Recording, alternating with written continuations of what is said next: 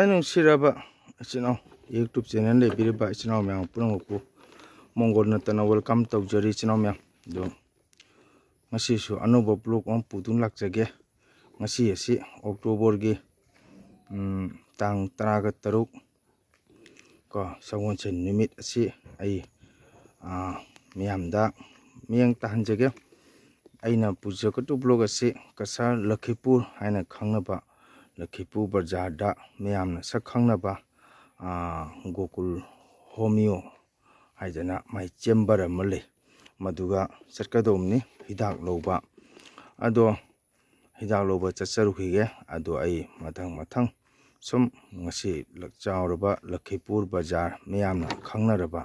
adumba bazaar gi ngasi gi bazaar gi kanu asi ai miyamda miyang tahanjage aigi channel subu yangbireba siraba chino mayamna like share subscribe tawbiu ko mayamna support tawbiu ado ai video lawjarake ai hoji jumdagi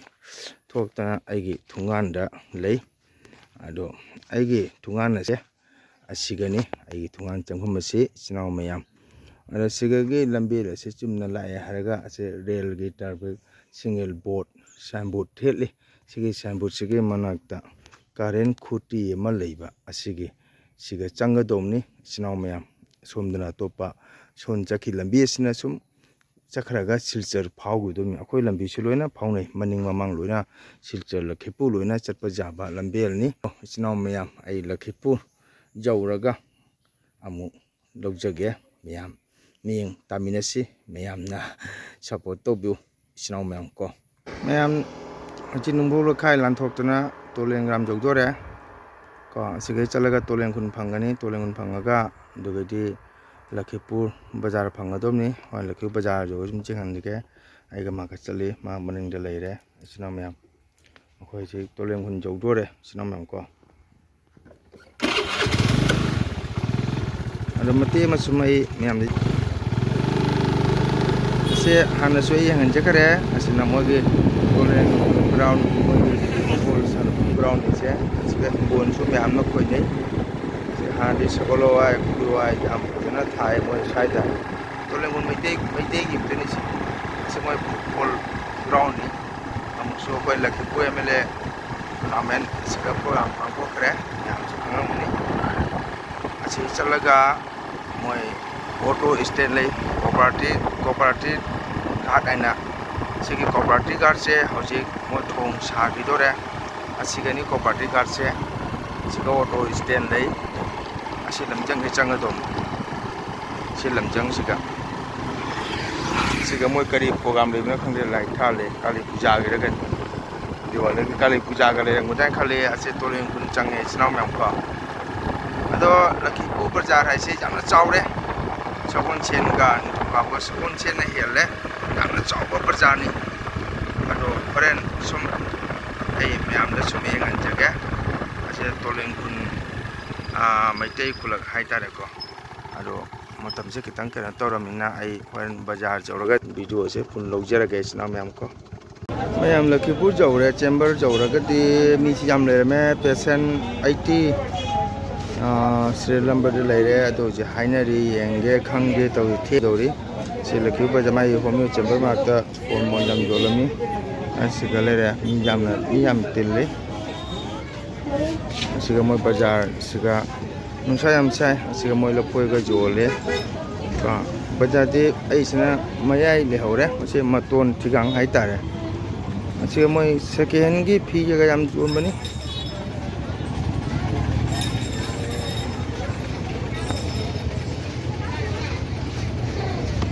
siga phi ga mau mayam jole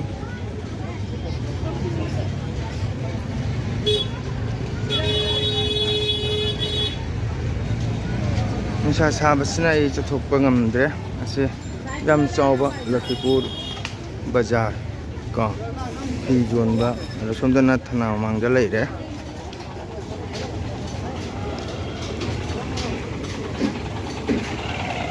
si chungting chakha gana fulatol phangodo fulatol Bazaar ko suge ka chakra thana leire se chakha Lakhipur port phangani siga auto sensitive se premium joli se second ma'am kena wang kakup ni mona joli ba pochei ma'am se asona Lakhipur sondana khunau kaina khunjai kain lei ase sondana chakhara thana romda sondesina bazar men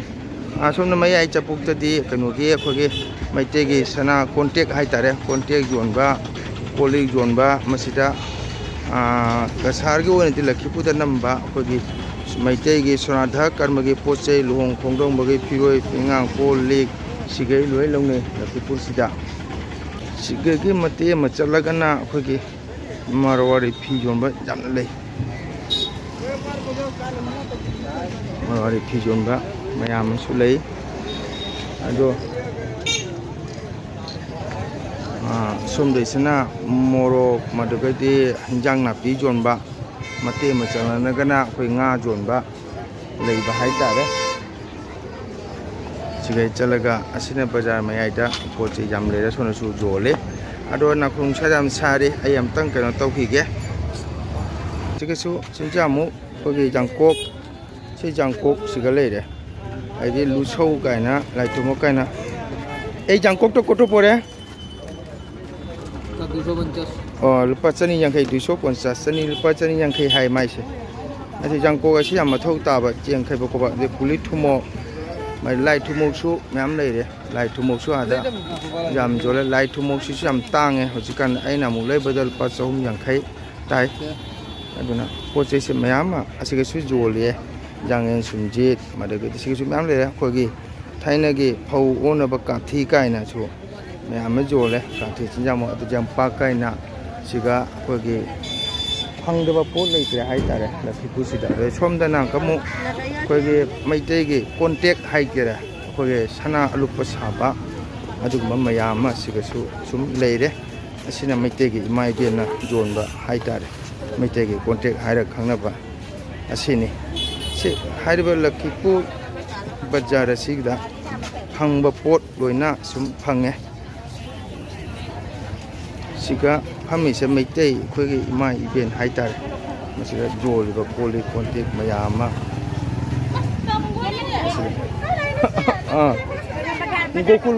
gokul homi oda laiba senda so maitegi phirol mayam jole se maitegi matani saisina maitei kolup hai tare maitei mai ben mayam siga mong gi jol poli ina phina chingaba mayam su tum jole sai siga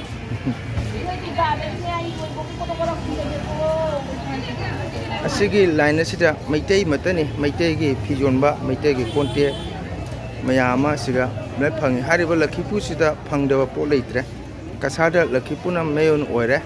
poche ase siga loina angangi phijol puri mayama se jum jona se maitei matani sare joli singche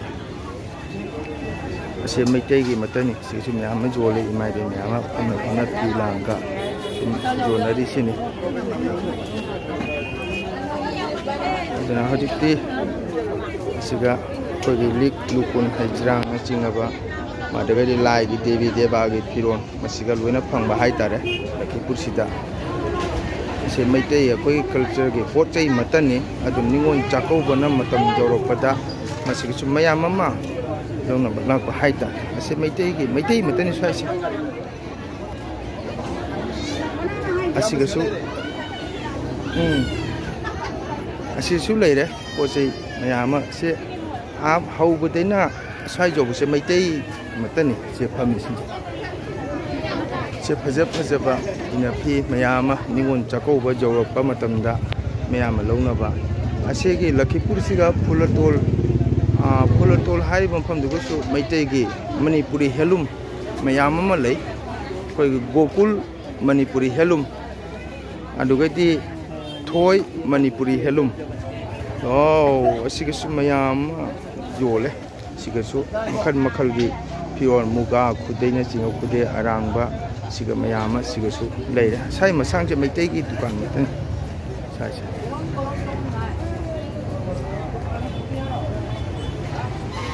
ase ningon chakauba matamna jorokpada piron marang kaina sum leire sai ꯑꯩ ꯁꯨꯝ ꯌꯦꯡꯍꯟꯖꯒꯦ ꯑꯁꯥꯏꯁꯤꯅ ꯁꯣꯕꯖꯤ ꯌꯣꯟꯕꯅꯤ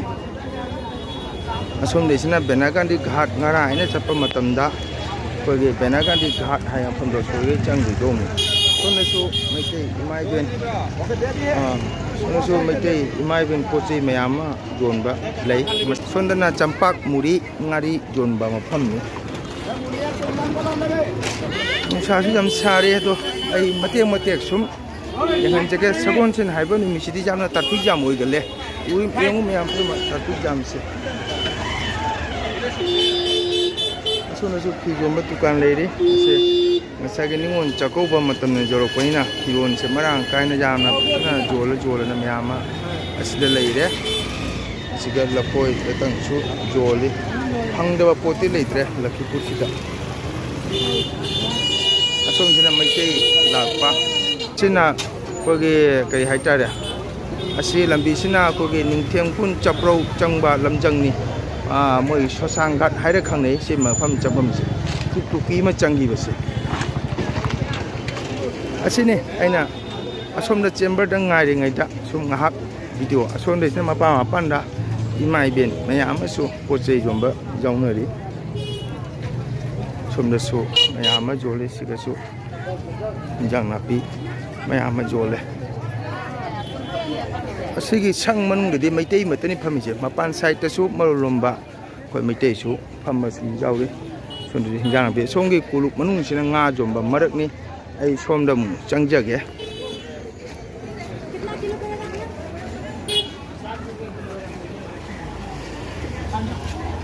ꯑꯁꯤꯅ ꯅꯥꯀꯜ side ꯑꯃꯅꯤ ꯆꯄꯜ ꯌꯣꯟꯕ ꯃꯔꯣꯏ ꯃꯄꯥꯡ ꯃꯔꯨ ꯃꯔꯥꯡ ꯌꯣꯟꯕ ꯑꯃꯠꯇꯅꯤ ꯑꯁꯤꯒꯤ ꯃꯃꯥꯡ ꯆꯠꯂꯒꯅ ꯀ꯭ꯋꯥ ꯌꯣꯟꯕ ꯑꯩꯈꯣꯏꯒꯤ ꯉꯥꯔꯛ ꯍꯥꯏꯇꯥꯔꯦ ꯉꯥ ꯌꯣꯟꯕ ꯃꯔꯛ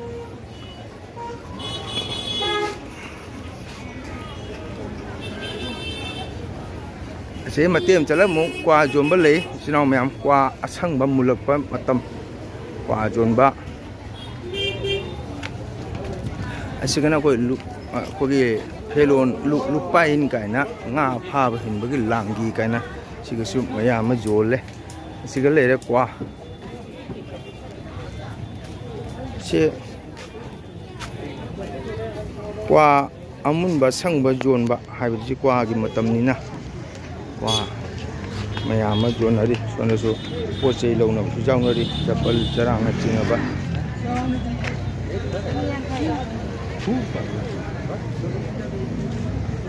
ꯆꯥꯎꯔꯕ ꯂꯛꯈꯤꯄꯨꯔ ꯕꯖꯥꯔꯅꯤ ꯃꯩꯇꯩꯒꯤ ꯇꯨꯡꯐꯝ ꯑꯣꯏꯕ ꯃꯁꯤꯗ ꯃꯔꯋꯥꯔꯤꯒꯤ ꯐꯤ ꯃꯌꯥꯝ ꯑꯃꯁꯨ ꯌꯣꯜꯂꯤ ꯑꯁꯤꯒꯤ ꯃꯇꯦꯛ ꯑꯃ ꯆꯠꯂꯒ ꯉꯥꯒꯤ ꯉꯥꯁꯪ ꯍꯥꯏꯇꯥꯔꯦ ꯉꯥ ꯌꯣꯟꯕ ꯃꯐꯝ ꯁꯤꯒꯁꯨ ꯖꯣꯏ ꯒꯨꯔꯨ ꯗꯨꯀꯥꯟ ꯃꯌꯥꯝ ꯑꯃ ꯁꯤꯒꯁꯨ ꯌꯣꯜꯂꯤ ꯇꯔꯥꯡ ꯃꯄꯨꯒ ꯌꯥꯝꯅ ꯉꯥ ꯌꯣꯟꯕꯗꯤ ꯆꯥꯡ ꯑꯃ ꯂꯣꯏꯁꯟꯅꯔꯝꯃꯦ ꯕꯖꯥꯔꯁꯦ ꯑꯌꯨꯛꯇꯅ ꯍꯦꯟꯕ ꯉꯥ ꯌꯣꯜꯂꯦ ꯑꯁꯤ ꯃꯇꯦꯛ ꯑꯃ ꯆꯠꯂꯒ ꯑꯩꯈꯣꯏꯒꯤ ꯃꯔꯣꯂꯣꯝꯕꯅ ꯏꯟꯖꯥꯡ ꯅꯥꯄꯤ ꯃꯔꯣꯏ ꯎ ꯃꯣꯔꯣꯛꯅ ꯆꯤꯡꯉꯕ ꯐꯪꯗꯕ ꯄꯣꯠ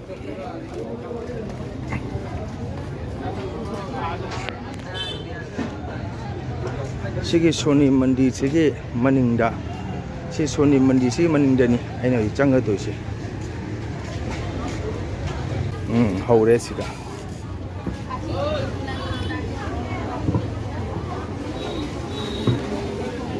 ꯁꯤꯒꯅ ꯏꯟꯖꯥꯡ ꯅꯥꯄꯤ ꯃꯔꯣꯏ ꯃꯄꯥꯡ ꯌꯣꯟꯕ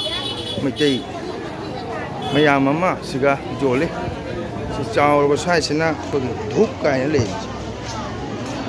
ꯙꯨꯞ ꯃꯪꯒꯦ ꯀ ꯌꯣꯜꯂꯤ ꯑꯁꯤ ꯃꯔꯣꯏ ꯃꯄꯥꯡ ꯌꯥꯏꯉꯪ ꯐꯪꯗꯕ ꯄꯣꯠ ꯂꯩꯇ꯭ꯔꯦ ꯁ꯭ꯋꯥꯏꯁꯤꯅ ꯏꯃꯥ ꯏꯕꯦꯟ ꯃꯩꯇꯩ ꯏꯃꯥ ꯏꯕꯦꯟꯁꯨ ꯁꯨꯝ ꯌꯥꯎꯔꯤ ꯑꯣꯏꯔꯣꯝꯕꯁꯨ ꯃꯌꯥꯝ ꯑꯃ ꯁꯤ ꯌꯣꯟꯅ ꯂꯛꯈꯤꯄꯨꯔ ꯕꯖꯥꯔꯁꯤꯗ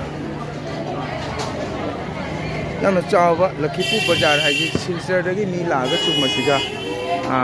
ꯈꯔꯆꯥ ꯇꯧꯕ ꯃꯥꯔꯀꯦꯇꯤꯡ ꯇꯧꯕ ꯂꯣꯏꯅ ꯂꯥꯛꯏꯅꯤ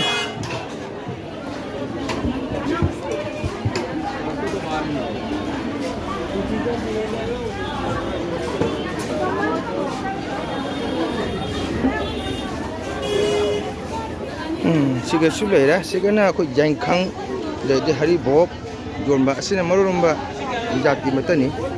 कोई मैतई दे नत्रे मैतई सु जाउरी मैतई ना बाजार मनुंगदा जोले पोचै से असिना लखीपुर बाजार स्वाई से लोरे वाओ उमोरक जोले उमोरक से हम फजा है उमोरक केजी को तो हाँ केजी को तो केजी दा चनी यांखई ने उमोरक से हम तांग हमारा खंडे उमोरक चनी यांखई मुझे बगा था जोले जेदा माई असिनी अना लखीपुर बाजार की ngasiगी अना मियामदा मियंग तहाजबने मयामनसु खंगनरबा अमुक येंजरखिगे मयाम सिगा मु येंगसि खोई कोक चालोनी मरगदी वसा सुमजित चेंजामुक का मयामसु जोले पुलिथुमो मसे कोगे मैतेगे सोनाधा कर्मदा चंगनबा चेंजामुक पुलिथुमो जांकोकसु मयाम जोले सोंदना कोलिकसु मयाम जोले मखोगिसे को मसिना थारगा जोनबा असिगसु सोनी मंदिर मा ले को सिगसु फजबा थांग अखोगी क्वाचप चेक मैगी बंद्रागी खाबै तिरसुल मैगी ngaसेम थांग सु जोले अखोई पकौड़ा होबगी खाबै गसु मयाम जोले सिगना अखोगी दीपावली जौरे दीपावली की कनो का मयाम जोले दालिका ऐसिका अखोगी लेपाक चप्पू है तारे पोथी अखोगी मसिगा अखोगी लसिंग हापगा थानबा को सिगा जाम जोले दीपावली की पोचै सु सिगा लेरे दीपावली की थानबा कनो ले गंजांग हंदक सु जोले सिगा सु कोन लिक मयामा सिगा सु लोले हांग फफबा सुंजंग हजरांग जेकब हांग सु फजबा